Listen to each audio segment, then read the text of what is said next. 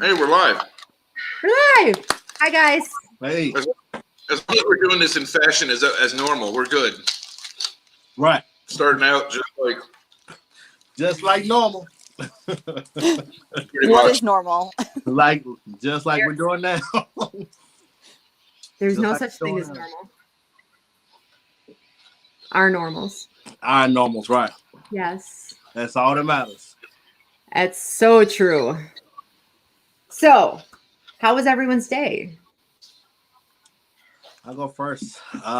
My day started out. I woke up like overwhelmed for some reason. A lot was on my mind. I had a doctor's appointment, so like maybe 10 minutes after I woke up, I try to get my thoughts together, pray and do my little thing. I broke out like literally crying out of nowhere, and I was like, oh man, here we go. I just didn't know where that came from, and I haven't had time today to reflect. So it started out like that, crying like crazy. That's not me, It's just not the type of guy I am, So started out crying.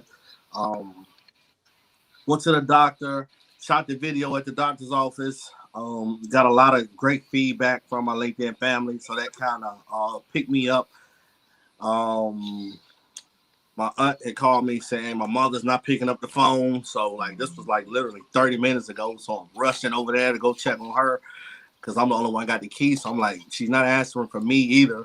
So as I'm unlocking the door, she's like, I'm okay. I'm like, well, why are you not answering the phone? I said, your sister said she's been trying to call you. She said, I know she's been worse, so that's why she didn't answer. Right. But other than that, kind of just now getting things together. So that's my day. Hi, Felicia. What's up, Felicia? Hello, hi, y'all. Hi, Felicia. So, Jaris, I have a question with that. Wait a minute. Felicia, have you met Dr. Christy? We've met. Okay, you guys go way back. We had one phone call one time. Don't worry.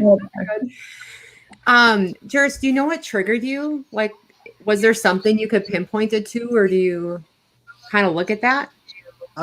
Briefly, I looked at it. I think mostly it was me creating false narratives in my own mind.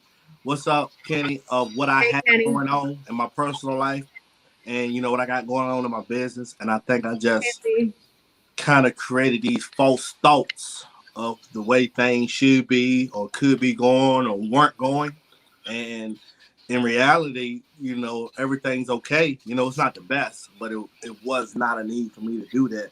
But I'm thinking I have so much going on, so much on my plate that I don't take time to cut off some of the unnecessary stuff that I'm dealing with. Yeah. That can be hard sometimes. Yeah. Admittedly. Yeah. Definitely. Yeah. Hi, Nancy. Hey, everyone. Great to see you. I couldn't stay away. So I figured I'm going to take a few minutes and say hi to everyone. How are you guys doing?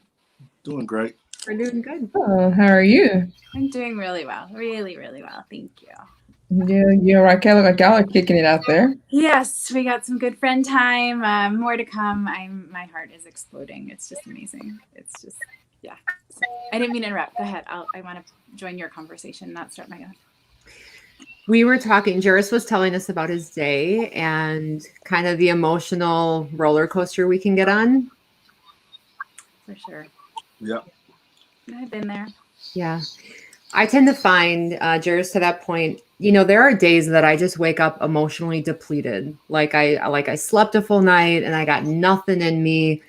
And I've learned through time, for me at least, that I adjust my day accordingly. Like when I have a day that I'm emotionally depleted, I try to adjust as much as I can to know that if something comes at me, I'm not going to react today. I'm going to wait till tomorrow.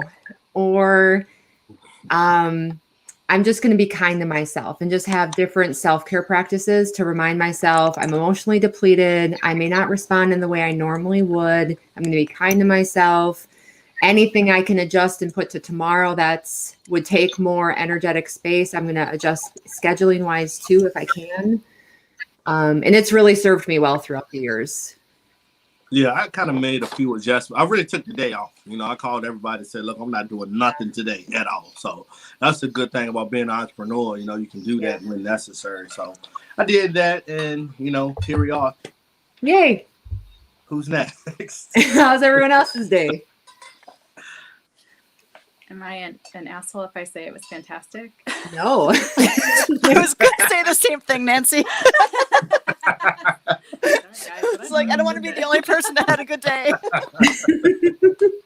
Not to be a jerk, but no, I had a really good day. I mean, I really have had the opportunity in the last 24, 36 hours to be completely enveloped with such pure love, with people who are real and, you know, some I've never met until, you know, in the last 24 hours, but have had this connection with through LinkedIn. And it's just amazing to, when people are real and you meet them, it's like you've known them forever, right? There's nothing, you're getting nothing different than everything you've experienced over the time you've known one another virtually. So that was so cool. And last night I got to, I saw Raquel, of course, and I got to meet Michael Ray, and spend some time with those guys safely. Everyone, we're being safe. We're outdoors. We're wearing masks. We are, some of us are vaccinated. You know, we were following the rule. If you have two people who are safe, you can be in LA. I think the CDC, you can be with someone who hasn't been vaccinated without a mask. So still being really careful in the car. We're wearing masks and all that, but that was phenomenal. And then this morning, and then for lunch, Raquel and I hooked up with Brian Schulman. And so in the last 24 hours, it's been just this amazing wash of just positive energy and pure love, and it's euphoric. You know, it's like that amazing high. And so, Jaris, what I'm preparing for, right, is when everything goes back to normal, that roller coaster, that coming off of that place I know I'm going to go to, right, because I'm going to have that adrenaline removed and that switch back to nothing's bad, right? But you can't maintain that state of euphoria. Your brain would liquefy. Like, it's just not possible. All the neurochemicals that go along with that. So, hey, Katie J. I'm euphoric and happy, and I have not had these kinds of days in over a year, quite frankly, right? Most of us, I haven't been able to be physically with the flow of love and positivity. So it's been just, I always appreciate it, but man, am I grateful right now. I am so dang grateful. And yeah, Jaris, to your point, you know, in a couple of days, I'll probably take the day off. So, you know, it's been really good. And it just, there's some synchronicity to it as well, which reminds me I'm definitely on the right path. And doing what I'm doing, I'm meeting amazing people who share my vision, who are like-souled and have core values that match mine. And like I said, are so real and authentic that it's meeting them in person. I was like, oh, it's going to be such a big deal. And it is a big deal because it's exciting. But I mean, I saw Raquel after a little over a year. It felt the same way with Brian and Michael, even though I've never met them. So that's been my day. A couple of days, 2 days. So it's just been. I love it. It has. Awesome. I mean, my face hurts from smiling, and my abs hurt from laughing, and it's just. I love that. Those are the best days. Exactly. Yes. And like I said, it's been a really long time since I've been able to feel that comfortable, be myself, and feel those feelings without any reserve, without anything hanging over, no heavy feelings, just to be able to step out. And I think that's important for all of us, not just during COVID, but to be able to get out from under that black cloud. Doesn't mean you can't go back to it. Doesn't mean everything's perfect. COVID still exists. There's struggles still going on in my world and everyone else's, but I have been able to just be purely happy, joyous. And, you know, that is, what a gift. I love that, Nancy. Thank you. Yes. Yeah. And it's great that I'm so glad you were able to join us tonight. Yes. Yeah, I'm like, I've got to take off for a little bit. I knew you was going to be able to join us, though. I knew that. Yeah. You knew I'd be here. Yeah. I can't stay away. I knew that. What about everybody? Said you had a great day too, or was it Felicia? Yeah. Sorry. I said that. What's going on with you? I actually said, so I had a meeting this morning as one of my normal networking meetings that we've been meeting on Zoom for forever, you know, And today was the first day we've come back in person, which now half of us, actually, sorry, 2/3 of us were actually still on the Zoom screen, but there were like 6 of us in the room, spaced out and everything. And it was really nice to kind of just be back in that environment. And I realized when I was sitting there, because people were talking about some of their experiences, where things were at with them and whatnot. And I had this moment where I literally just sat present and was like, this is the happiest, healthiest, and strongest that I felt within myself in a really long time. That's amazing. And it felt great to just kind of sit there and feel that. Yeah. And so since I had that moment in the morning, I've just carried it on through the rest of the day and have seen a good number of patients today and put my heart and soul into helping heal and support them. And Jen, you probably know most of this. I'm this close to having my book done and ready to send to my editor. Yay! So like literally, I think I've got 20 minutes left to like put some finishing touches on it and then read through it to make sure it flows well, and it's done. So feels really good. Yay. So that's awesome. my day. So excited for you, Christy. Yeah, Thanks. that's super exciting. Again, I love the presence to feel it all, right? That we can feel it all. And it's not, you and I are experiencing the really good of being present. And today, Jaris was just really aware of his not 100% himself show up place. So, maybe not as outwardly celebratory, but I think that's something to celebrate, right? You were aware enough and then took steps to do what you needed to do for you and unapologetically, kind of thing. So Agreed. And I think that is still beautiful. Sorry to interrupt you. I know, I was gonna say, I think that's something to celebrate as well. Yeah. What was y'all at 8 o'clock this morning? Probably asleep because it was 5 my time. If I did that right, Jen. There's always a text message, Yes. Jaris. I'm They're learning, always y'all. on. They're always on. I'm learning. But y'all know, before we go to the next person, I don't really have days like that. So I kind of, enjoy. I don't want to seem like a mental patient, but I enjoy feeling like that and releasing that energy, because that's not me. I'm usually upbeat, positive. So when it hit me, I was like, trying to hurry up and wipe my face. And I said, you know what? I'm just going to let it all out. And that's what I did. I think it's healthy in letting it out, getting out the toxins, letting the emotions out. I can tell you that I used to stuff my emotions for years. And when I finally learned how to feel them and be in them and be with them and receive them and actually acknowledge what that meant to me, it's been healing and allowed me to move forward quicker with things and process quicker. Well, and I think the stuffing down, sort of like you were saying, Jaris, like you let it flow, you let it out. Like our energy gets blocked when we try and stuff it down and not feel it. And so it's not just in that place of what we're feeling in that moment, but our energy gets blocked. Like we've just put up a roadblock for our good energy to flow too, and so you've got to let those less than desirable feelings flow if you want everything to flow, if you want flow at all. And then, Jaris, I was asking, do you think that the roller coaster that you're feeling now could be sort of the rebound effect of the show, right? The high of the show. I just think it's just balance, because I don't really get into those slumps. It takes a really lot for me to get down. I mean, like, I don't know.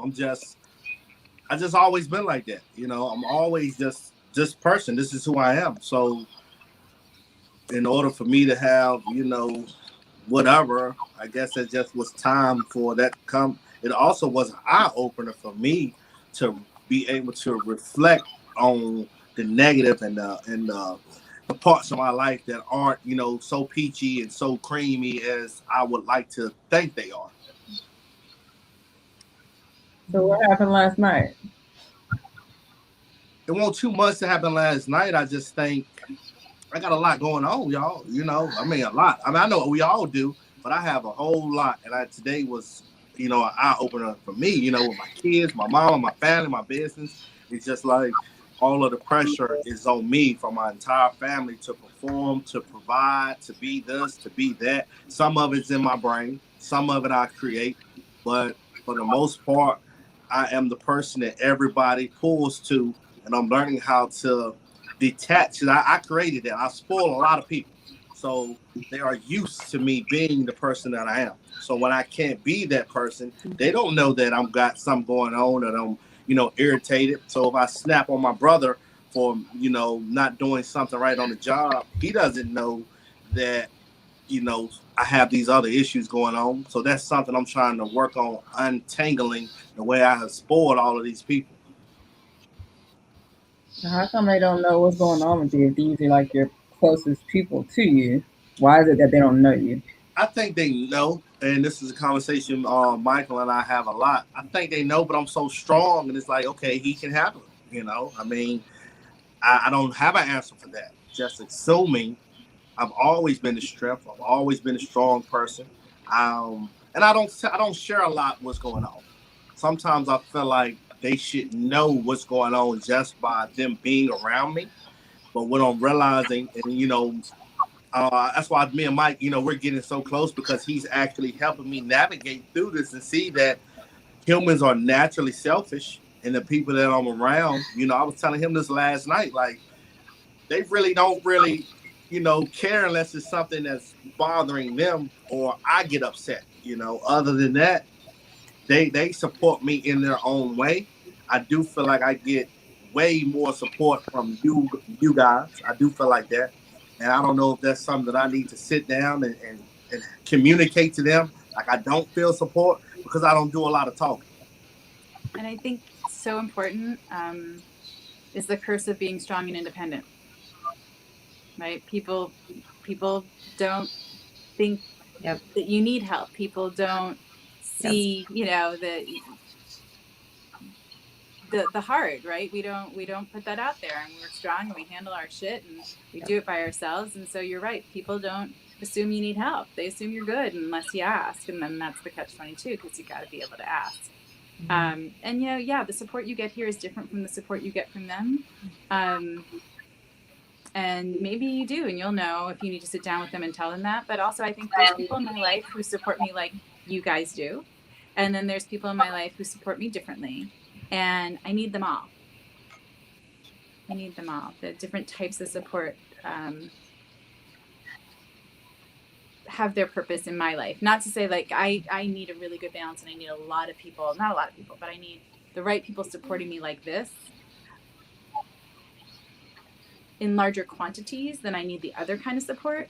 But sometimes it's nice for me that people aren't engaging me in a full-on emotional connected conversation, but they're there, they're the ones that'll be like, hey, like, send me funny memes, or let's grab a drink, or, just to be with, and give me a distraction, or, a more surface, like, you're doing a great job.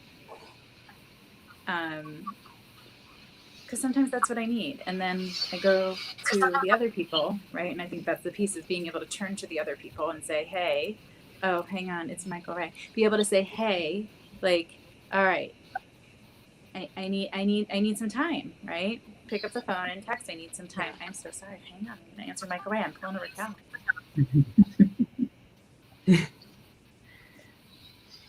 Felicia, how about you? How was your day? Let's see, how was my day? How did my day start? I just came back from Nashville last night, so we're still kind of on spring break kind of thing. But it's been a reflective day in regards to, you think about the decisions that you make in your life and your career, and it's sort of similar to what Jaris was kind of talking about, where you have these expectations that certain individuals that you've been around for a very long time, they should just know. Like, you shouldn't. Why do you have to explain certain things? So you start kind of questioning, like, do you really know me? Whereas, someone that you just met 30 minutes ago can see something clear as all get out. And it's like, what is that all about? And so I think that's kind of been one of the days that I've had, just been reflecting of the people that's in your life, the circle, and who knows what and doesn't know what, and what's taxing, and what you kind of like say that no longer serves me, and what and what does, you know. So you got to be honest about that. Yeah, I agree with that. What do you do in those moments when you find that person that's taxing you, or you find that they're, maybe it's a one-way street conversation is what I'm hearing almost. It comes down to who it is, really, because each one is different. You know, you can say, you know, your friend that you have for like 15 years, or you talking about your spouse that you've been with umpteen years, or someone that you're dating. It really does contemplate what is that relationship and what does it look like, you know. So yeah, it just depends. Yeah, it depends. And for me, it's getting real sticky, you know. But what I decided to do was, I say, you know what? I'm gonna focus on myself. I'm gonna be selfish, and I'm gonna keep elevating. And I feel like, and Mike, you chime in at any time because I'm learning this directly from you.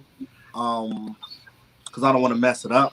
But I feel like if I continue to focus on me, my responsibilities, and what I know what I'm supposed to be doing, other people are either going to get with it or they're going to get lost because I'm that kind of person. I'm not a play type of guy. I'm very, you know, when it's business with me, it's business. Everybody knows that. So I just think I just need to keep the foot on the gas because sometimes I take the foot off the gas to kind of burp everybody and make sure everybody's ate and rock everybody to sleep. And, you know, I'm dealing with all adults here. So I'm ready to put my foot on the gas, elevate high, and who sticks with me, cool. The ones that don't, cooler. Maybe they can come, you know, in the future. Did I hit it on, Mike? Yeah, I mean, so yeah, you did, right? Like, I'm being very quiet. I'm just in observation mode tonight just because I've just had one of those days where I'm just kind of in shock and awe. So I'm kind of just observing the picture right now and just watching the pieces at play and watching how everybody's growing and evolving and changing. Because I've done so much evolving and changing over the past period of time that I'm kind of just taking a step back, observing where everybody else is at, so that I can be best of service to them going forward, and really refitting where I'm at. For me, yes, Jaris, you're 100% correct. You stop no matter what. That's the reality. And you know, me and Nancy have had this conversation live. Me and Jen have had this conversation many times. Me and Christy have had this conversation many times, and me and Felicia, I believe, have had this conversation. Like, you can't stop moving forward for anyone. You just can't, right? Like, the reality is when you find your purpose, when you awake and I'm sure you want more food now that I'm live. When you find your purpose, I know you want more spaghetti.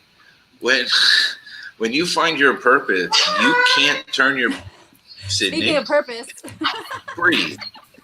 You're not Seriously. You're not that purpose. But when you, I know. Bring me the bowl. Bring me the bowl. Come here, silly. Bring me the bowl. You can't, but you can't turn your back, right? It hurts more to turn your back on it than it does to be wrong. Right. You want to say hi to everybody? Well, I don't think you can turn your back on it because it's going to keep knocking. And it's going to kind of keep shoving you from behind. No, I'll be back. Obviously. Come on, what are you doing? Right. Yeah. What's the phrase? What, resist persists? Resist persists. Don't make it happen. Let it happen. Yeah. Isn't that what you guys were talking about last week or the week before about allowing versus forcing, or I can't remember the exact word. Allowing opportunity. It's an opportunity. It's Okay. I want to hear it, Felicia, because I see like you're ready. Yeah. It's people squashing this. There are people squashing their skills, their abilities. Yep. I know that. Yep. I literally had a conversation with someone today that I knew. And at first it was like, what are you talking about? Like, And I'm like, oh, okay, okay. And then eventually it opened up, but they were so in that phase of like, I don't want to be seen as crazy. I don't want to, like, I'm not sure if you're like, that was the initial reaction. And so my thing is that there are people that are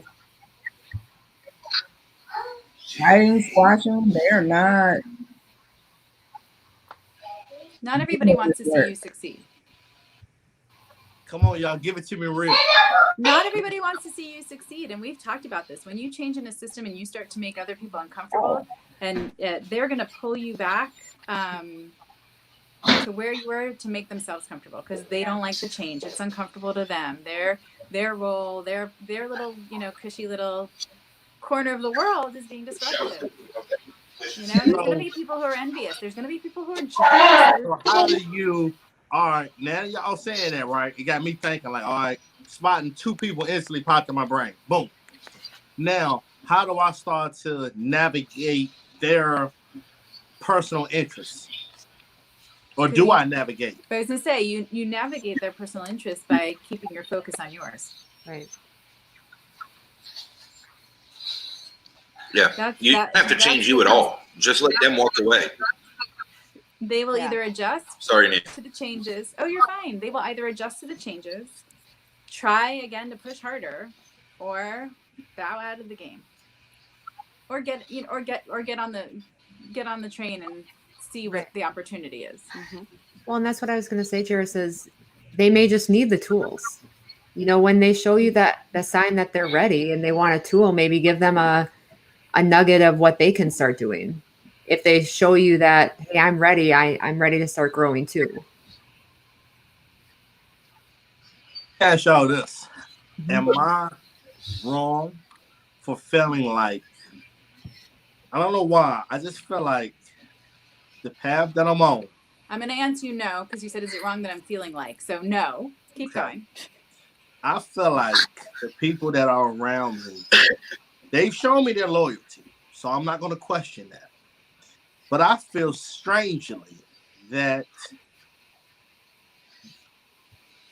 I'm going to keep doing what I do and that they will eventually find their way, whatever their way is, along with my way. You know what I'm saying? Does that make sense? So they may learn from you. Is that what I know they are learning from it. Yeah. There's no doubt. So me and Mike had this conversation all the time. They are learning from me. And I'll tell you why I know. Because I can hear, I walk up on conversations a lot because I'm always in and out.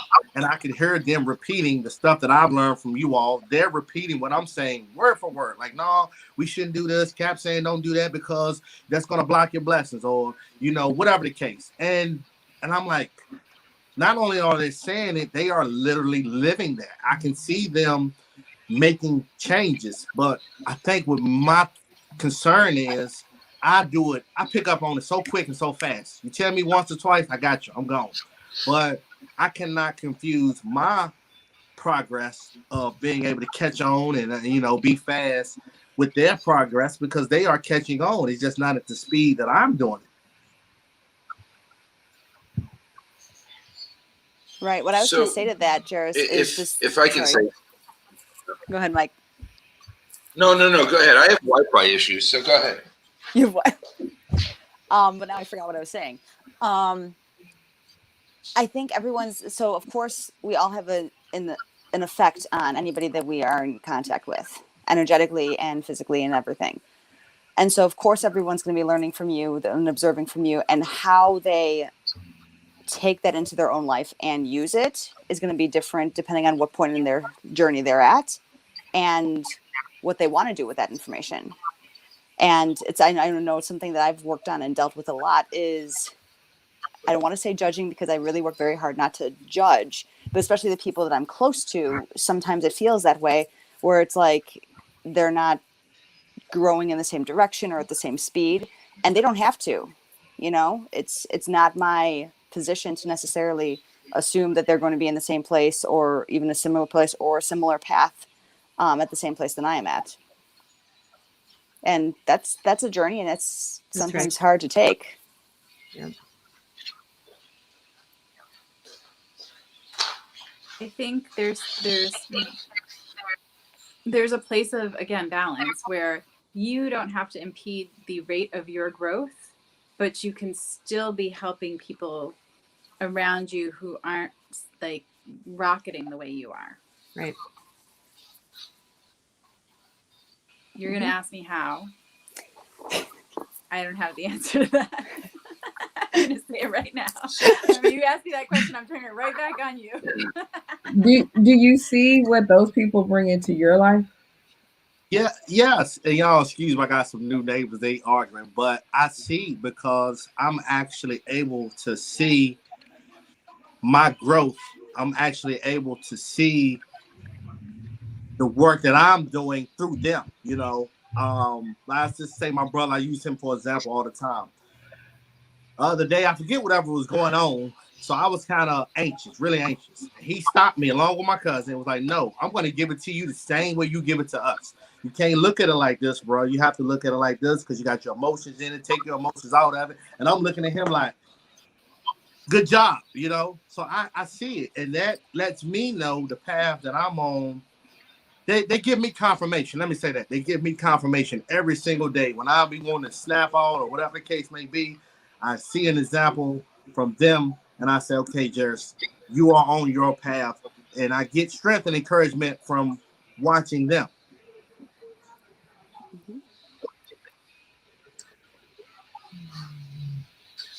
The people in your lives also bring lessons to you. That's right. Right. Every one of them. Every last one of them. Yep. And Yep. so even with the things that you go through, it's like, okay, why am I experiencing this? What am I supposed to be getting like from this? So it's seeing that as you're leading them, but it's also strengthening your abilities. Because maybe whatever next lesson that you may have, maybe patience, maybe It's definitely patience because my little brother's in the Air Force and he tells me, he said, man, you so patient. But I'm like, I'm not as patient as I could be. And with the girl that I'm seeing, Mike, I'm waiting for you to chime in. The Wi-Fi's got better. She directly is teaching me patience. Directly. No questions asked. I don't know what lesson for the future that this is preparing me for, but I know it's doing that, Felicia. You spot on. Okay, so every living human being, every entity on this planet has their own path. They have their own soul's journey. They have their own human lessons to learn. They have their own experience to take. Some are parallel, some intertwine, some meet and then separate. The reality is, as long as you stick to your path, the right people will always be around you. You learn those lessons a little less stubborn than I do. And be able to learn what you need to and grow and evolve forward. Right. Okay? For me, I'm extremely stubborn. I've had a few extremelies. So I'm going to run my head into that wall numerous times to learn these lessons. But what I am doing is, as I'm learning, processing quicker and quicker and learning more. And the reality is I'm learning more about myself each time. So following my intuition might be also putting me in positions to get in a bad circumstance or a wrong one, but it's also putting me in a position to learn what I need to learn at that moment so that I can continue to take the next lesson on.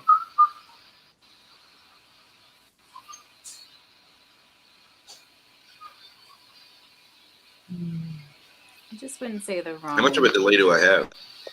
No. I think we're all thinking. You're good. Yeah, you're good. For me, is the only thing it didn't feel right about was saying that you end up in the wrong place, because I don't think that's a possibility.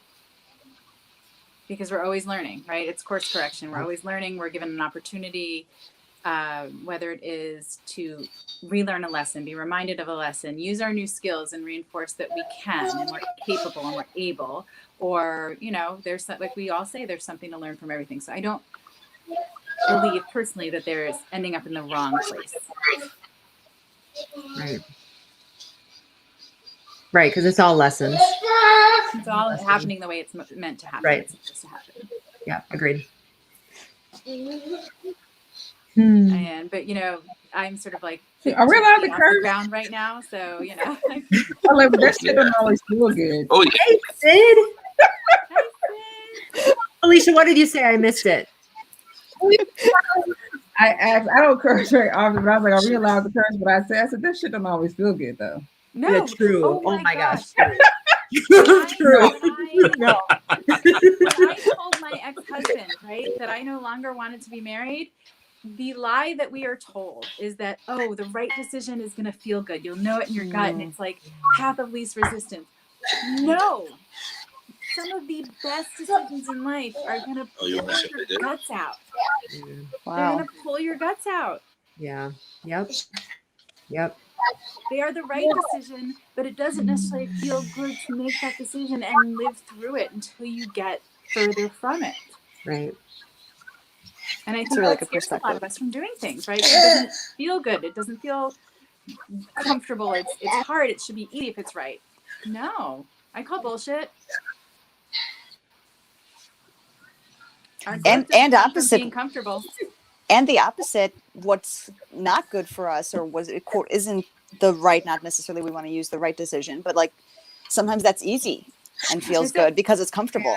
Yeah, exactly. You know it. I Right. could have stayed and been comfortably uncomfortable. It would have been easier short term. Mm-hmm. Okay, so let's go there. So we're talking about relationships because Jaris was talking about his girl, his husband, and that's what I was saying before. It depends on who you're talking about. Right. Like, you know, that's one thing, you know, your family, your mama, you know, okay, you know, yeah, but when you start talking about your lover and you get sex and all those other emotions all involved, it's like it gets Messier. Messy. Complicated. Oh yeah. Complicated. It gets You complicated. know, I mean, because I can say like you know, like for my husband, like we are somewhat like opposites, right? Like as far as interest, you know, you're like, okay, we're supposed to, you know, you're supposed to be best friends and you like everything and all this good stuff, right? But I also realize that there are things that I have contributed to his life, he's contributed to my life, which could be those same freaking things that will irk us about each other. Yeah. Very much. Right. And so you it's that fine line, like when is it no longer serving, you know, both of us, you know, to continue with some of that. I'm so glad you said that. Because I think that another one of those things we're told, like the lies we're told, is like, oh, your partner has to be your best friend. Oh man, we are just tight. We do everything together. It's fantastic, right? To me, that's the Play-Doh, 2 different colors of Play-Doh getting mixed. You can't ever separate those again. You're going to have to go buy new Play-Doh. So do you want to buy new Play-Doh or do you want to have, right? So to me, what ended up happening with my husband, yes, Jaris, I see you. We were that can of Play-Doh, right? And it wasn't why we fell in love with each other. We fell in love with each other when we had separate lives, right? When we were doing our own things and we spent some of our time together, right? And we both brought from our individual lives into the relationship. And when we went from doing that to being the Play-Doh and we were living the same life, right? What are we each bringing to the table? What are we talking about? We've had the exact same experiences all, like what's there to grow and exchange? And, you know, we became that Play-Doh that, oh gosh, forgive me, and I don't mean this about my ex-husband because he's a great guy, that we had to throw out and buy new Play-Doh. Well, that example is personal because my daughter does clay figures and she hates Play-Doh because Play-Doh gets dried out. Exactly. Leave it out. Leave it out. You leave the lid off of it, forget it. It's like she likes the Malibu clay. It stays soft. It doesn't get dried out. You don't have to bake it. You don't have to do, you know, any of that. But that's just it. Like, because there's a difference between the clay, Play-Doh, and all that. But it relationships makes all this even more difficult, especially when we're talking about this whole spiritual ascension part of this. Right. Because when all of a sudden you start going up other levels and your mates look around like, what the hell are you talking about? Like, what? And it's like, how long do you wait?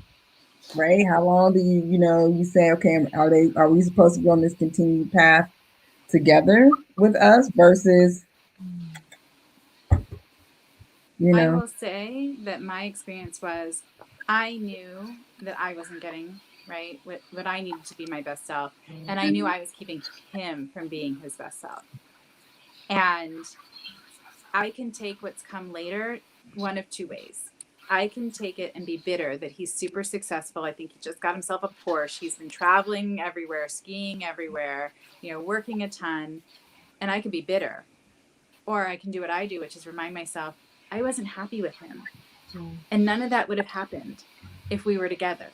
And so, sure, am I missing out on that? No, because it wasn't going to be our path if we were together. And what I see very clearly is I was right.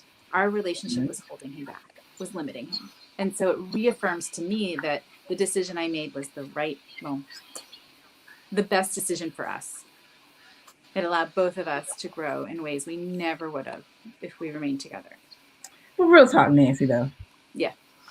Like, you ain't never like, damn, I could have been riding that shit. Oh, I have the moment. I will not say that when I saw the picture Real talk. and I zoomed in on the hubcap and I was like, motherfucker's got a Porsche.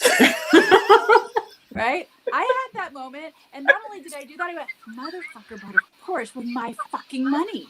Right? So I definitely had it for a moment. And then we're women, so we're gonna keep it real. You're like, damn, if I would just maybe held out just a little. Right. But the thing is, that's where I come back to pretty quickly. This would never have happened if we were together. And one of the issues for us was his working, the amount of energy and effort he was putting into working. Had to change, had to shift. Yeah. But it's I just want us, because like I said, it's like having these real conversations. Is to say that's great. Yes, you separated, you went separate ways, but don't kid yourself in thinking other people like you're never gonna feel as though I missed out. No, that's gonna happen. Right. I don't even know if it's that I missed out. I'm more like fucker bought himself a Porsche with my money. And I'm I'm budgeting shit over here and he's buying a Porsche. Fuck you. And that just happened to be one of the issues in our marriage. So then yes, when I see that it becomes the oh yeah, okay. Yeah. But no, and to be completely honest, if I looked or found out on his social media that he was dating someone, would I have a moment? I'm pretty sure I would. Even though I don't want him back as my partner, he was my best friend, quote unquote, right? Yeah. Too much enmeshment, but he was my person. And we didn't fight. It was nothing like that. We had great time together. We just were really good roommates, and both of us deserve to find somebody who's going to be more than our roommate. And so I think for me, it's that piece of me is I wish that was a relationship we could have kept, but there's no way we could have. That is so clear to me. We could not have been friends and gone through all this, and we still can't be. But does that not mean that when certain milestones come up, they won't, That's a song. Yeah. In my heart. July 15th comes up on the calendar or something. You're like, oh, there's no longer an anniversary because there's exactly. You were close. It was July 3rd. You know, and the universe has given me some really good synchronous moments. So February 14th and 13th have become very significant. And I don't know if I've told this to any of you, dates in my life. So we met February 13th. That was when we met. My divorce finalized. It was stamped on February 13th and arrived to me on February 14th. Wow. Mm-hmm. I closed on my house in Vegas, signed the papers 13th, closed on the 14th. There's just been things that happen, and there's a couple other things that are associated with the dates that the universe keeps telling me, you completed that, right? Here's your reminder. You're on the right track. This is your, hey, here's your yearly good job, girl. You got this. It's hard, but you're doing it. And so are there things that suck, Felicia? Yes. Yes. Yeah. It just goes into those, those emotions. And that's right. And we were together, we were married 16 years. So there was not, and dated 2 years before we got married, there was not an area of my life that he hadn't touched. So everything had to be revisited and re-ritualized. Things just had to be different. But what I can recognize is, are there things I miss? Yes. But those are things here and there, little pieces of the patchwork. And they are not big enough to make everything unravel. Yeah. But fuck yeah. I look over and he's like been skiing all over this winter, and like, yeah, look at my new Porsche,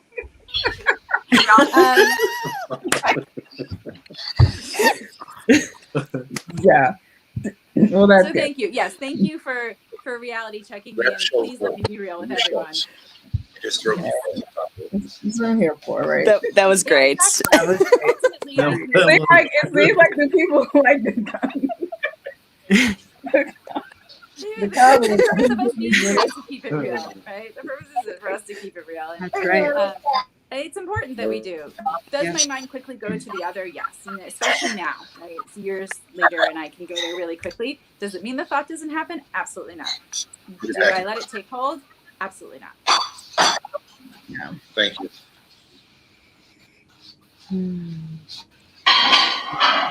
Jen, you got quiet, girl. Yeah, so there's a lot there. Guys, when I look at relationships, and Christy's heard me say this before, for me, I really think that every person in our life brings a different emotional piece of relationship. Different people may bring different things to the emotional bucket of what I need in life. My husband brings different things than my best friend.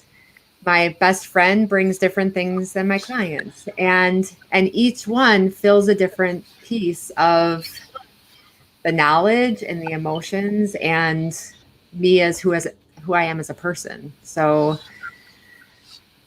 that's kind of my take on that piece. And I don't judge any of it because, quite frankly, my husband is horrible at certain things. Like, I just won't go to him about certain things. And I know that if I need that thing, I'm going to probably call Christy or someone else and just say, okay, this really just pissed me off and I need to get it out. Otherwise, I'm going to explode. And if I explode You to him, he's also going need to someone to talk to your partner about it. Say that again. You have to have someone that you can talk about your partner with. Yeah, and for my husband and for our first, we've been together for 21 years. 22, holy shit, 22 years. Wow. Okay. Holy shit.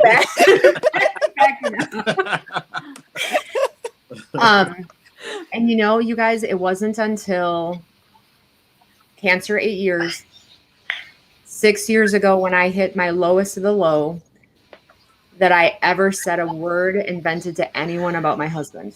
I always felt in my heart that if I ever did, I was betraying him. In my heart, I always felt if I ever said a word, if I ever vented, I was being wrong, I was being bad. And I never did. So I kept everything internal. I didn't want anyone to ever judge him. Like I had a thing about it. And that's off to the side now because here we are talking about him. Yeah. and now that's what helps it's so therapeutic now though. Like, for how example, do you normalize your experience, right? How do you start to go, like, when you start talking to people and everybody goes, oh yeah. Yeah. And you go, okay. Yeah. And it was a huge lesson for me. And to that point, Nancy, about normalizing what was normal in relationships. Because now if I say something, it's like, oh, that's just a guy thing. Yeah, my husband does that too. Mm-hmm. And it's not about judgment. It's not about right, wrong, or different. It's who we all are as individuals. Felicia, you look like you had something to say. No, I was just saying I totally relate to that. So what even complected from my situation is I'm the same way. I've been my husband married 22 years. But he's also a Black man. So that even complicated, like, I don't need another, someone else tearing down, my Black husband. But it's the same feelings. Like, you got stuff that you want to get off your chest and vent about. But, and sometimes I can be like, well, what you complaining about, girl? Like, you got you a good Black man. Yeah. And I'm like, yeah, I do. He still get on my nerves at times. Like, Well, the people we love the most, right, can bring us the most joy and the most frustration and aggravation. Both sides of the coin. Oh, true. Both sides of the coin. Because yeah. if you love them that much, then you have the capacity to, in those split seconds, yeah. just as much. And I will say, Jen, you were saying earlier how you have different people that fulfill different needs, and I think that is hugely important. You know, your partner does not have to be the end all be all, fill all of those buckets for you. And that was definitely, again, being real. That was a problem in my marriage because my ex-husband really fought anyone else. He wanted to be the only one to fulfill my needs. I mean, down to family, like my parents or my sister-in-law. So my sister-in-law would like be giving away a wallet or something, and she'd be like, "Hey, Nan, do you want this?" And he would be like, "She doesn't need it." And I literally would put my hand out to my sister-in-law and look right at him and be like, "Yes, thank you. That would be lovely." Like, you don't have, like, my dad and I have played a game since I went to college where he opens his wallet and I have to say left or right, and I give him a number. And he counts in from the left of his wallet or he counts in from the right of his wallet, and whatever bill is there is what I got to go back to college with. It could be a $1 bill, it could be a $100 bill, but whatever you got, and that's what you were going back with. And I was doing that with my dad one day, and my ex-husband was like, "She doesn't need the money." And I was like, whoa, this isn't about the money.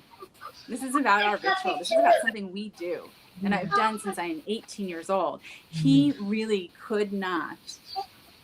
And part of it is I think he was threatened. He knew if anyone else was fulfilling my needs, right? So he had to be all of that. But his notion of a relationship is we are back to back with one another fighting off the world, right? My envision, what I envision is I have this really great tribe, like this really great clan. Come join us. Yeah. And when you work together, look at how much easier it is. Right. Well, and I think one of the things that I've learned, especially over the last several years, is just that, and Jaris, I really want you to chime in on this one. Men and women process things so differently. Like, my husband can say something and he's just over it, like nonchalantly done. And I'll be all like, "What the hell are you talking about?" And just ready to rant it out. And he's already over it, like 10 minutes later. I'm in the shit of it and just ready to go and like every part. You still thinking about that? I done forgot all about that. Yeah, exactly. Oh. No, I haven't stopped. It's in my head the whole time. Yes. Yeah. And men want to fix. And sometimes women just want to be heard. Right. Yeah. I mean, I'm like that too. I feel like I'm guilty, just sorry. I gotta side with your husband on this. A lot of times, for me being a male, I got so much stuff going on. So it's like, okay, if nobody's not dead, all right. And you know, my favorite thing to say is she always like, well, we got this situation. I'm like, well, did they die? And she's like, they could have died. I'm like, but did they die though? Okay, they didn't die. Then let's keep moving. And that's my line. That's our line. We joke with each other a lot. I'm like, okay. I forgot we got that off a movie, Hangover or something. I'm like, but did they die? And she's like, well, it's serious. I'm like, they not dead, then. So now I'm not putting down my drink? Is that it?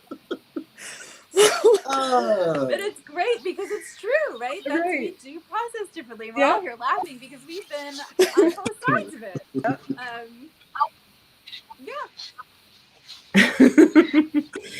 And to all those points, I've learned the value of having a girlfriend to call and vent for 7 minutes, and then it's over, and then he's happy and I'm happy and we're good. Yes. But I will say this, y'all. I'm on a different path. Like, all of this stuff is so new to me. So I can only imagine how they are feeling. Because if this is new, I'm learning this like on the fly. I can imagine how they're looking at me like, all right, what do you got going on? Because this, I mean, y'all got to understand, you know, you got to know my background. You have to have walked the path that I used to be on. I don't know nothing about this. And I still get chills when I talk about positivity and kindness. And when I'm doing these shows and doing these podcasts, it's like, what is going on? So I can only imagine how my inner circle is looking at me, especially in a relationship. She's not used to me getting up, 7 o'clock in the morning, talk about putting human beings first, So I can't, just kick her to the curb when I know she is for me. I can't say that. But I will say this, y'all. Y'all have opened me up to friendships and to I've never really had people like I could text and just say, how you doing? Or I was just checking on you. I did that video and my phone, I put the video up, it won't 10 minutes. And people literally calling me. Matt Crump literally sent me a whole video message. And I'm just like, wow. So I'm having to get used to being able to, what's up, Christy? Sorry. Being able to moved. reach out to She needed a break, I guess. It's my What's stupid up, Christy? downtime thing again. You must got something to say. Talk to us. I missed the last minute and a half, so I don't know what to say. What's on your mind? You want to change the conversation? Talk to us. Yep. No, I missed all in the comments. the thing that I was gonna say before, like my basically I set app limits on my stupid phone, and I changed them yesterday after Jen and Mike's podcast to 8:30, and didn't think about that would affect today. So what I was gonna say though is, Nancy, to your point about I really love I wrote it down because I love your Play-Doh metaphor. I really do. That was gold. I'm totally going to use that when talking to people. Yeah. And I often have seen, so like in my relationship with my husband, I have no idea if he's watching right now, by the way, is we met in college. We've been together, I'm not going to do the math right now, I think 16 years married, and almost 16 years married, and then 5 years before that dating. So a long time. And when we were in college dating, what we noticed is that I played volleyball in the fall and he played baseball in the spring.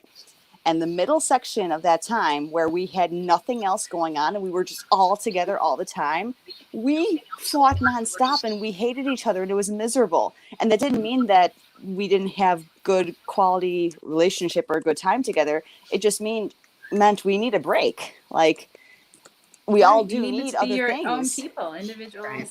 Exactly.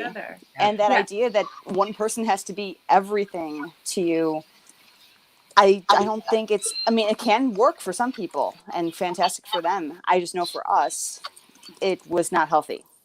And when I actually embrace having, someone to fill this need, someone else to fill like that need, and then have him to fill different needs, it's complementary and more empowering. Yeah, that's true. Well, it's less of a burden on either of you, right? To be your partner's everything. That's a lot. Just imagine it like your neediest friend, right? And you have to be there for everything. To me, it's not attractive, right? It's I can't live up to that standard. It means it's always me, right? And what the dynamic in my relationship was, when I didn't need the same thing, when I needed other people to be part of, who was there for me, it didn't work in our relationship. But again, I come back to, we fell in love with each other when we were living our own lives, right? That's what attracted us to each other. That's where that love came from, right? Was that, think about dating. We go off, you do your own things, and you come back together and you share what's been going on. And you get excited about it, and you talk about all the different things that are going on in both of your lives, and you share some time together. And then that time I took back to all my other people to talk about. But we were two people living, and I'm not saying when I got married and when I dated, I didn't want to lead two completely separate lives, but we fell in love with the independent versions of ourselves, the biggest, best growing in versions of ourselves. And I don't know if that's the complete downfall of my marriage, but it certainly contributed to it, because we both lost ourselves. And what's happened now truly is he's out there thriving because he's back to being himself, and I'm out here thriving because I'm back to being myself. Right. Okay, so can I ask a question? Always. I know Jen's answer, and I clearly know Mike's answer. Jaris, Nancy, Felicia, do you guys have any kids? Look at the women. Yeah, too. Hey. Felicia, you said, okay. So Okay, so it's interesting, Nancy, that you say that. Look at you.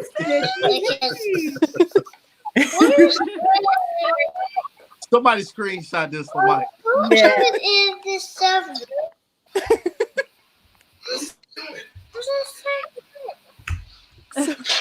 They're frozen. Nancy, where'd you go? I lost my I enjoy that relationship advice. Thank you. Yes. Keep going, Sid. So- We're listening. I'm frozen. I can't come back. Hang on. Oh no, No, I'm in my phone. we can hear you. All right. Well,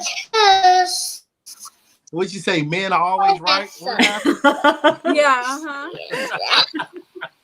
Sure. They're always right when it's right for you to tell them they're always right. When they get regret, when their egos need to be stroked. Listen, we don't give men credit for having all the same fears, insecurities, and feelings that we do as women. So What'd you say? Women are always right? I misunderstood you. The am I breaking Wi-Fi. up? Am I breaking up? Oh, what are you doing, Sid? So here's my point that Nancy's gone. So I'll repeat the question if she comes back. So my question that came up from what Nancy was saying was this point of not being one person's everything, right? When we have kids, we tend to be that person's everything for at least some time. You're back, Nancy. I'm back. What What saying other is, slander has Jaris said while I was gone? No, I'm saying that women are so important. And most of the time, they're always right. We're very, All right. you know what? We're very, if we allow ourselves, all of us are intuitive, but I think women are given more permission to be intuitive. Yeah. And that may be why we're more often right. ooh, that's good.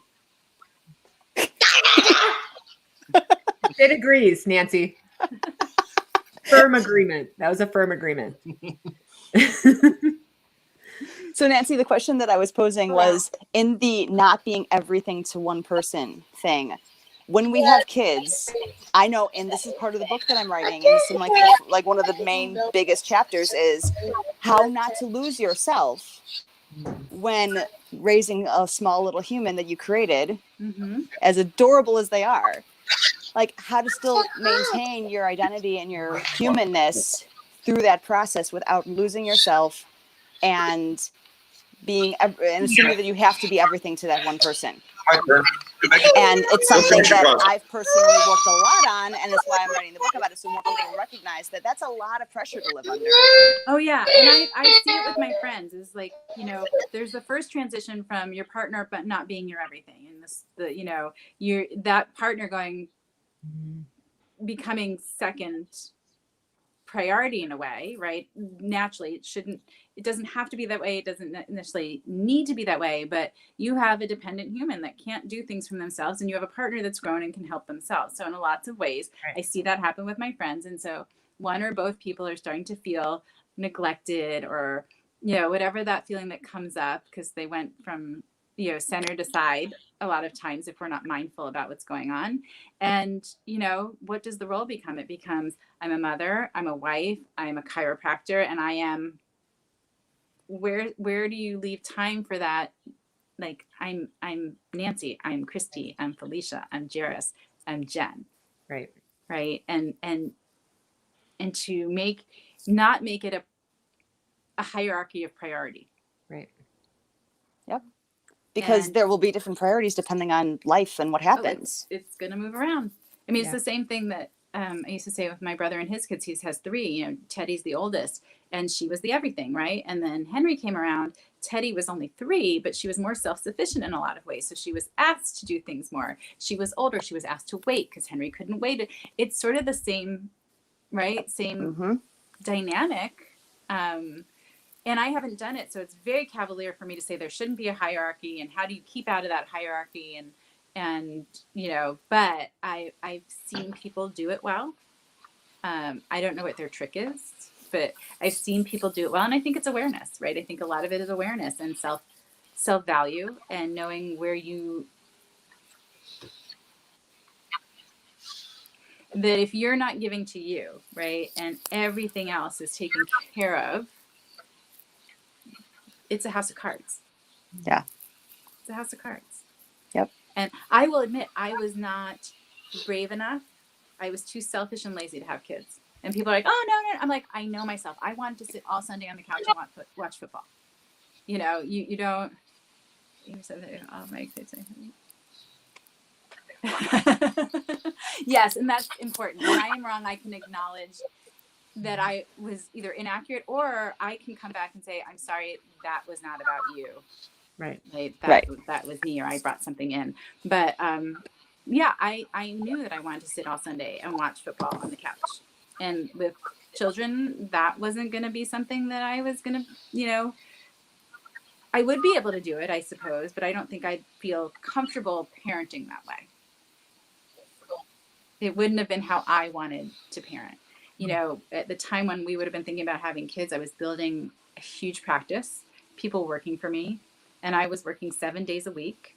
And I was working like literally leave the house at 6:30 and come home at like 7:30, and like drooling at that point. Like my brain had been so done, and that was not the kind of mother. That's not the mothering and the nurturing that I wanted to be doing. So I had this great awareness, which I'm completely grateful for. But at the same time, I only get to look from the outside in, and I admire people who do it. I am so like, man, is it brave to wear your heart outside of your body? You all just basically went like this and like, okay, it's out in the world, right? I get chills thinking of that. First of all, because I think it is such a selfless act in and of itself, and such a brave act to do that. And I literally have chills because that's huge. That's huge. I can't imagine having my heart walk away from me in the morning to go to school. I can't imagine, like, you know, all the different places where they go off and do their own thing. Even if I can't imagine my heart being heartbroken, right? With the first breakup, or disappointed, like, you parents are, and not everybody does it well. We know that, right? Not everybody does it well, but I have the utmost respect for what it is. And I say it all the time. My parents sacrificed so much for me. They sacrificed so much for me, and it never felt like they cared to, you know, they didn't. This is what they wanted to do, and still to this day will do it for me. So I have an immense amount of respect for all of you, for all those parents that remain present when their heart is outside their body, who continue to question if they're doing a good job, because by the mere fact that you're questioning, it means you are, in my book. Yeah. And so I commend you all. You are my, you know, people have superheroes. You guys are my superheroes. Truly. Thanks. Jen, I think you had a thought. I have a lot of thoughts. The first one that I just, and I take a lot of reflection in, especially with the series that I'm writing for kids, is I really, really think that every parent is doing the best that they know how to do, and the best that they've learned how to do. And until we break the cycle that generation learned differently and learns more, then it changes the cycle and the patterns that parents can do better. And then that whole generational shift changes. So that's my thought on that one. You guys, I think all of you know, my son's 21 years old, and Nancy, to all of those points, like, man, I can tell you there were years that I did not have any self-care. It was all about him and my family and my career. And unfortunately, so many of us fall into that. I was the strong, dominant person. I was the sole financial earner in the house, the most of Bo's young years, you know, and I was on all the time, and it was never about me. And it was easy to lose myself in this being that I just wanted to do my best for. And even looking back, I always did the best I knew how. And looking back, I know better now, I would do differently, you know, But in hindsight, I wouldn't, because they're all lessons. The other thing I have to make note of, and I love that you acknowledge it, is it's true. Even, my son got married young. He graduated early. He got married when he was 18, and unfortunately he's going through a divorce. And it is like ripping the heart out and saying, here, you can hold mine for a while. Because we never want to see our kids go through tough times. And we never want to see them in pain. And I can tell you, when I'm 70 years old, I'm still not going to want to see them in pain. But to all of that, it's, for me, what I've learned so much is it's that separation of emotion, of not being able to allow that to run you and guide you, knowing it's there and knowing how to manage your own emotions with being able to support them, but being strong in your own self and self-care as well. It's interesting because I'm going to quote Finding Nemo. There's a part where Marlin says to Dory, I promised I would never let anything happen to him. Right. And she comments, and I won't get it exactly right, well, then nothing could ever happen to him. Right. Yeah, she says that's a silly thing to promise. Exactly. Because nothing, right. And so while we all know the growth is in the struggle, then you want to spare your children and the people you love as much as possible. Right. This struggle is where they're learning. So it's that, how do you not take on their struggle? To me, like, how do you not take on their struggle but support through? Like, it's basically what you were saying, Jen, is like, how do you have that that ability to be empathetic, be there with them, but not take it from them, because it's something that they're learning. And he's going to remember more if he learns it, right? I was having the conversation with a couple of you recently, actually. And one of the things, again, as a mom, I never want to see my son in pain, and I want to help him as much as I can. And the thing I come back to, Jaris, much to like what we talked about earlier with everybody in our life, is I just keep working on me. And I know if he sees me continue to go and do everything that I'm doing and all the growth that I'm having and all the work I'm doing, he's going to naturally shift as well. And he's going to naturally grow just by me growing. All right, Mike. So then I got a question for you, Mike. Dealing with all of this, and like I said, as we go on this whole ascension process and we learn more about this whole soul contracts and lives.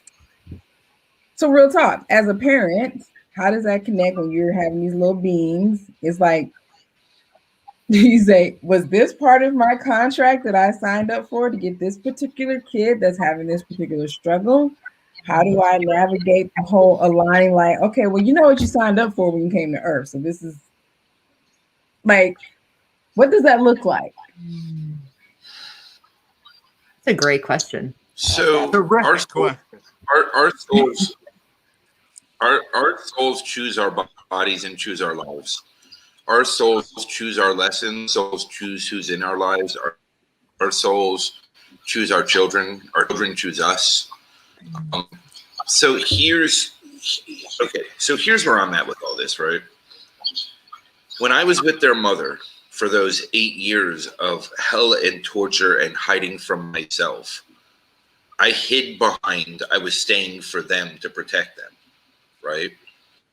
When in reality, I was hiding from myself and using that as a scapegoat and hiding in fear because of many statements and many ideas, right? Now, I've been fortunate enough to get a second chance at this. And as much as I want to say that I put them first, there's not a damn moment I do. So here's the way that it works for me. I come first. Because if I'm taking care of me, they're learning by my example. And this is my second chance. So keep in mind, they didn't see that before. This is what they see now. And I'm watching my children every single day heal a day closer because they're watching my growth day over day. They're watching my evolution day over day. They're sitting there and asking me and talking to me and wanting to know what I'm doing. You know, I took my kids to the playground. My son's sitting next to me on the bench and talking instead of playing. You know, that is important. That says everything to me. Yep. He wants to know what I'm doing. He wants to know why I'm doing it. He sees how I'm changing. He sees how I'm different than the day that I got to Arkansas or the day that I got them, right? And they're looking to me to lead through my life, because my soul, my gut, my heart, my everything was ripped out of my body February 18th or 19th when I got those pictures of what they went through. And I blamed, shamed, and guilted myself into a complete nauseous frenzy. Okay? At that point, I was useless to them. But I knew that I had to take action, and I jumped in the car 3 days later and drove to Atlanta, stayed there overnight, then went to Arkansas with $3.47 in my checking account. Mm-hmm. Because all my contracts were just starting to get canceled because of COVID. It's now 13 months later. I'm still here, and I have a lot more than $3.47 in my checking account. Now, there was a lot of work done in between, and I am by no means financially secure yet. But I am in a completely different mindset, mind frame, soul-centered life than I've ever been. And without any of these lessons, I would have never have gotten here. Yeah. And without them seeing the lessons I'm going through and seeing the strength that I'm pushing through to go forward, they wouldn't learn what they need to learn. They wouldn't be able to break the chains of abuse that have been going generationally now, right? Because I went through similar abuse. Now they went through abuse. And my son said to me, he goes, I will never do that to my kids. He said, I'm going to be like you are today. I'm never going to do that to them. Mm. But he also says, I'm going to be more strict than you. So, you know, my son, again, is a little genius, right? So it's hard to compare, right? Like, he's a little me. So he manipulates every situation and takes advantage of it to the most. But we talk about it and laugh about it because, to me, that's his ingenuity. That's his innovation. That's how he's going to be able to take broken systems, innovate them, and fix them. Yeah. Right? This is a really screwed up world, and it needs a younger generation that's going to carry forward what we create going forward. And it doesn't take one of us. It doesn't take 6 of us. It doesn't take 600 of us. It takes 25 to 30 million of us. So that we make this impact on a global scale, so that we can change the direction of humanity, so that we can evolve humanity past a bullshit scenario that it's in today. We are all making these steps. We are all learning our lessons. Shit days, so that we them and we can share that knowledge with others, so that others can learn that they're allowed to have shit days too. Yeah. Yeah. As much as it's courageous about your post that you put up there every day and how you inspire people every day, I never watched your video today until later in the day, like I think I said 11 hours, because I wasn't paying attention to LinkedIn mostly at all today. No matter how many times I go live, I still don't look at LinkedIn. It's your video today was more inspiring than any of the positive ones I've ever seen you make, because it was real, it was on the spot, and you were sharing with the world where you were at. And now you look at yourself 10, 12 hours later, you're in a completely different place. That is being real, genuine, authentic, and soul-centered in sharing your real journey. Moment to go through it. This is what I'm here to help others do. This is what we're all here to play a role in. Is to share that it's okay to be yourself. It's okay to have a shit moment. It's okay to be upset. It's okay to get hurt. It's okay to be crushed. It's okay to do all those things, but get the fuck back up, put on your big boy pants, and move on. Because you know what? The next thing's gonna hurt even worse, and just keep freaking going. Right. Because that's life, and that's what we've got to grow through. Right. And we're all here for our reasons, and we're here to inspire others to grow their lessons. Right. And I'll drop the mic because I haven't said much today. Boom.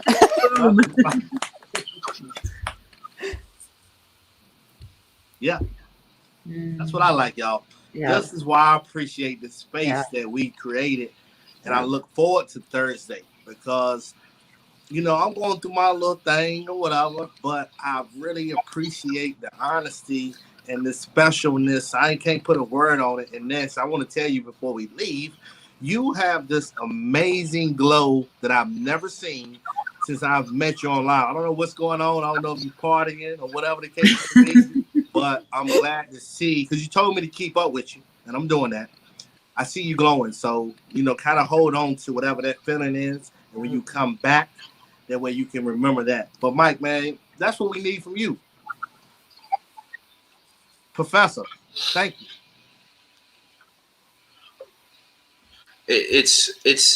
Look, here's the deal, right? I'm learning to observe more and speak less because I don't shut up. So here's where I'm going back to my natural state. Nancy went home. She was home, but I guess Nancy had to leave. Nancy right now is feeling the inspiration of having human interaction. As Felicia, me at the coffee shop with her, even for just an hour, like I was flying, like having human interaction. It's so powerful, and it's been kept from me for so long. But you know what? I needed all those things to happen to find myself. I needed all those things to happen to regain self. Yeah. I'm not suggesting that everybody go to Arkansas to the middle of 200 miles from everybody they know. But you know what? To take a weekend to yourself, to go into solitude for a period of time, to pull yourself away from everything you know for a few days or whatever it might be, there is so much power in that. There is so much self-reflection, self-growth, self-worth that comes from it. It's priceless. We all have shit. We all have crap that we're going through. We don't know exact details of what the other person's going through. And even if we do, that just means our perception of their reality. Right. Because everybody has their own perception on their own circumstance. Right. People would look at me and say, look at your shit circumstance. And I'm like, man, this is my little oasis. Like, I'd never be where I'm today if it wasn't for this. Now, granted, I didn't want to be here another 5 months, but you know what? I'm okay with that right now. I'm okay. Because it doesn't matter where I am. It doesn't matter where I go.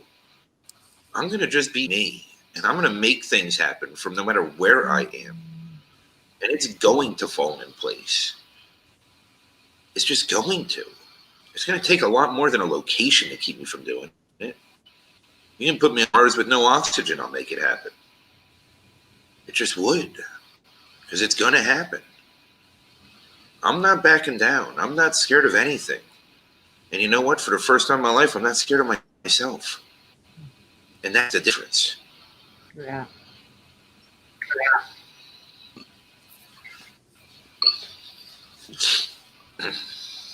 Two mic drops in a row. I'm gonna say, well, I've been in Arkansas like 20-some years now. So y'all come on and visit. Y'all come on. See, come on.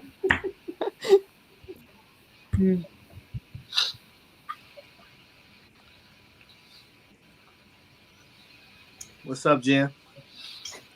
I got nothing else. This was all good. And yeah,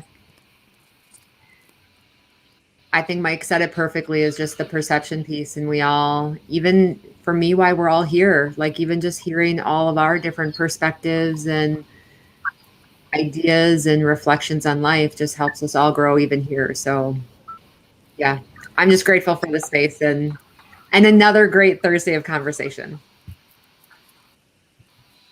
I took notes. Yeah. It's, Reggie would be proud. Mm-hmm. Reggie Waterman would be so proud of you. He was so proud of Jaris when Jaris was on me and Nancy's show and he was taking notes. I think Reggie took notes on you taking notes. Were these notes to add to the book? That section? I actually made notes that I might contact all of you separately and ask for a quote you may want to add. All right. So Good. since you put it out there, I'll say it right now. All right. All right. You know how to reach us. Especially out on the self-care piece. It was everyone said something about it so beautifully, and it's literally like, Jen, you know how this goes, and where I've been at with writing and everything is my average chapter is anywhere between like 1,000 words and like the little introductory things, and then like 3,000 something in an average one. The chapter about you focusing on yourself and making sure that your cup is full so you can support your family is almost 7,000 words. And I couldn't make it any shorter. Mm. And so it's like, whew. So I can make it even longer with some quotes. At this point, what's the big deal? I don't know, but then you say you were close to like your last 20 minutes now. You gonna go over that, girl. Yeah. I'm good. Get your mind right. You're gonna go over 20 minutes. Yeah. I knew I was going to go over 20 minutes anyway. Cool. Well, it's been a pleasure connecting with you guys today and being on the show. Thank It y'all. was so great having you back, Felicia, and Christy, you as well. Yes. Yes. You just getting better and better, y'all. Agreed. Yeah, Christy's been anointed a misfit now. Amazing. Yay! It's amazing how the world works. Yes, it definitely is. Well, thank you. And I'm sad that I really can't do this like all that often. I'm happy to sub whenever somebody can't make it, if my schedule allows, but I'm usually seeing patients during this time. So, which is why I usually can't watch you guys live. I can usually watch the replay later. Yeah. Well, when you're meant to be on the show. Right. Divine intervention. It literally like showed up today when Jen asked me last week. I was like, well, my schedule ends at 7:30 next week. Okay. And I have somebody coming in at 9:15 when we're done. No joke. I love it.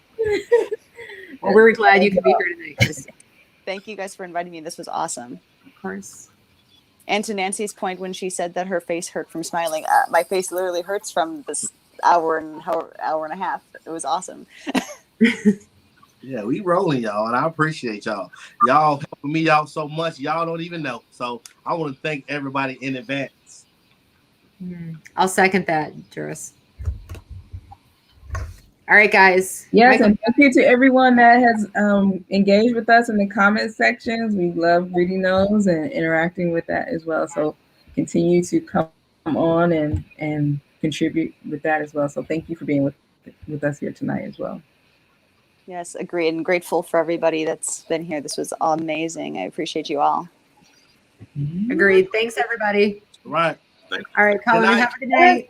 Good night. Good night.